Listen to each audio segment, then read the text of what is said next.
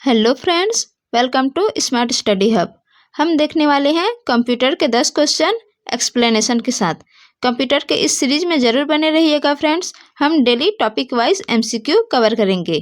आज ये हमारा कंप्यूटर का थर्ड पार्ट है। हम प्रीवियस ईयर क्वेश्चन और एमसीक्यू कवर करेंगे। तो चलिए शुरू करते हैं आज का पहला क्वेश्चन।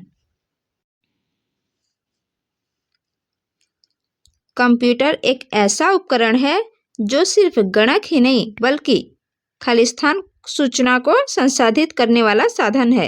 कंप्यूटर किस प्रकार की सूचना को संसाधित करने वाला साधन है? तो यह है गणितीय और अगणितीय दोनों प्रकार की सूचना को संसाधित करता है। यानी ऑप्शन डी राइट आंसर होगा। ए और बी दोनों ऑप्शन डी राइट आंसर। अगला है, इसका एक्सप्लेनेशन है कंप्यूटर एक ऐसा उपकरण है जो सिर्फ गणक ही नहीं बल्कि गणितीय और अंक गणितीय सूचना को संसाधित करने वाला साधन है। ऑप्शन में गलती से टाइप हो गया है अगणितीय, ये अंक गणितीय है। गणितीय और अंक गणितीय दोनों प्रकार की सूचना को संसाधित करने वाला साधन है। अगला है, मानव मन और कंप्यूटर में किसकी गति अधिक होती है? मानव मन की गति अधिक होती है या कंप्यूटर की गति अधिक होती है? तो ये है मानव मन। Option A right answer. मानव मन, अभी हम कुछ सोच रहे हैं और तुरंत ही बहुत ज़्यादा सोच लेते हैं, कहीं दूर तक, अभी यहीं से हम ये ऐसे चले जाएंगे। लेकिन कंप्यूटर ऐसा नहीं सोच सकता। हम जैसा इंस्ट्रक्शन देंगे कंप्यूटर वही करेगा, लेकिन मानव मन को कोई कंट्रोल नहीं कर सकता, इसकी गति अधिक होती है। ठीक है, देखते हैं आगे।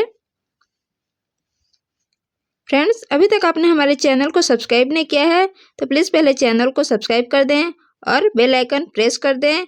वीडियो पसंद आए तो वीडियो को लाइक करके एक छोटा सा कमेंट भी कर दें। चलिए देखते हैं थर्ड क्वेश्चन। इनमें से सीपीयू का क्या काम है? इनमें से सीपीयू का क्या काम है?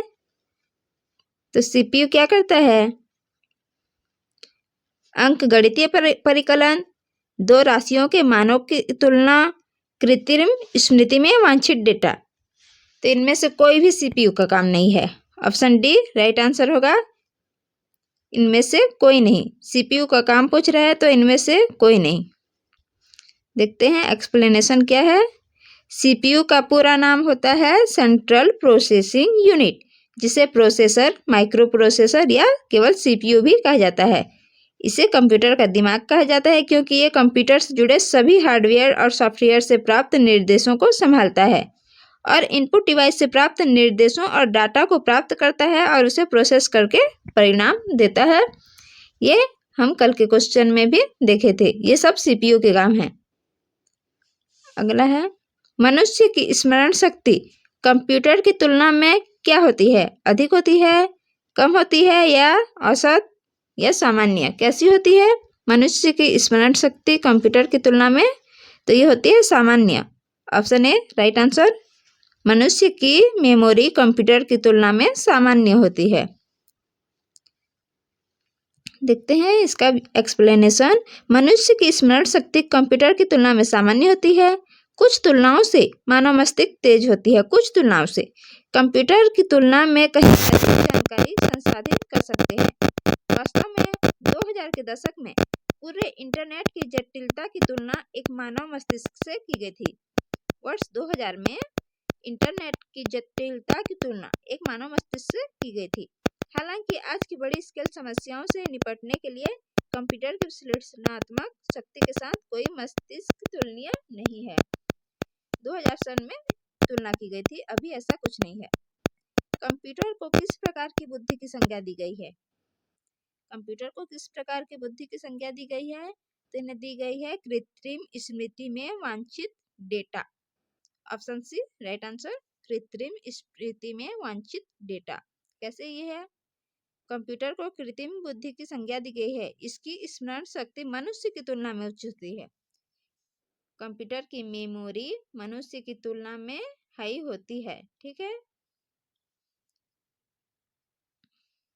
अगला है, कंप्यूटर के रचना शिल्प में कौन सी विशेषता नहीं पाई जाती?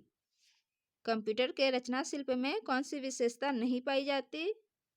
तो ये है ऑप्शन सी, यह कम गति एवं अशुद्धता से काम करता है। ऐसा कुछ नहीं है, कंप्यूटर कम गति से नहीं बल्कि फास्ट काम करता है और शुद्धता से काम करता है, एक्यूरेसी से काम करता है। ठीक है, कंप्यूटर पूर्व निर्धारित निर्देशों के अनुसार तीव्र निर्णय लेने में सक्षम है और त्रुटि रहित कार्य करता है। अगला है, इनमें से कंप्यूटर के प्रमुख तकनीकी कार्य में क्या शामिल है? प्रमुख तकनीकी कार्य में क्या शामिल है? तो यह है ऑप्शन डी, यानी तीनों सही है। डेटा का संकलन तथा निवेशन, डेटा का संचयन, डेटा संसाधन और इंफॉर्मेशन का निर्गमन या पुनर्निर्गमन, ये तीनों ही कंप्यूटर के तकनीकी कार्य में शामिल हैं। तो ऑप्शन डी राइट आंसर होगा, उपयुक्त तीनों।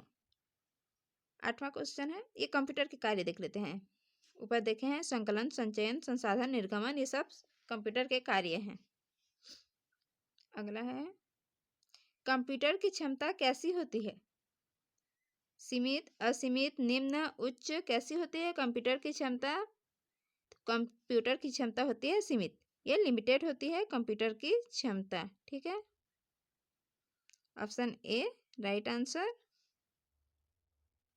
कंप्यूटर त्रुटि रहित कार्य करता है, यह स्थायी तथा विशाल भंडारण क्षमता की सुविधा देता है, परंतु कंप्यूटर की भंडारण क्षमता सीमित होती है, जिसे बढ़ा भी सकते हैं और कम भी कर सकते हैं स्टोरेज को। ठीक है, 9th क्वेश्चन, कंप्यूटर के कार्य प्रणाली के मुख्य अवयव में कौन शामिल नहीं है? कंप्यूटर के कार्य प्रणाली के मुख्य अवयव में कौन शामिल नहीं है पूछा जा रहा है। तो यह है internet, option D right answer. Internet शामिल नहीं है कंप्यूटर के कार्य प्रणाली में। आउटपुट, इनपुट ये और सीपीयू, ये इन तीनों का होना आवश्यक है, लेकिन इंटरनेट ना हो तो भी हम कंप्यूटर चला सकते हैं।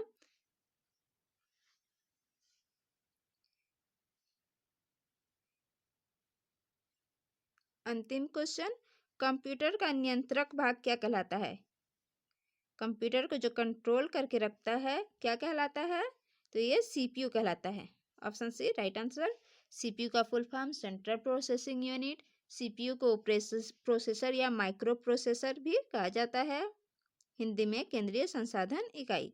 ये सब हम देख चुके हैं कल के क्वेश्चन में भी, अभी प्रीवियस क्वेश्चन में भी इसे देखे हैं, पढ़ सकते हैं इसे आप। ठीक है, आज के 10 क्वेश्चन यही कंप्लीट होते हैं फ्रेंड्स। वीडियो जरा भी पसंद आए और हेल्पफुल लगे तो आप वीडियो को लाइक करके अपने फ्रेंड्स के साथ शेयर कर सकते हैं। Thank you.